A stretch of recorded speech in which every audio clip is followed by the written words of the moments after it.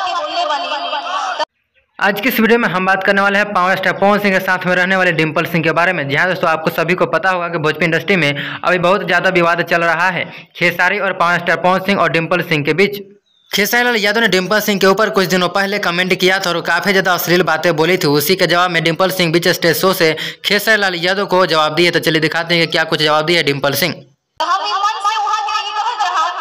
कि बेटी अपनी हो या पराई की हो, कभी किसी बेटी का इज्जत उछालते नहीं है। राजपूत के लड़की के कपड़ा खरीद। जैसा कि आपने देखा है किस तरह से बीच स्टेज शो से डिम्पल सिंह खेसारी लाल यादव को जवाब दी है। जैसा कि मैंने आपको वीडियो के माध्यम से दिखाया है। दोस्तों, आप क्या कहना चाहते हैं खेसारी लाल यादव, पावर स्टार पवन सिंह और डिम्पल सिंह के बारे में कमेंट में जरूर बताइएगा। और चैनल पर नए हैं तो चैनल को सब्सक्राइब भी जरूर कर लीजिएगा।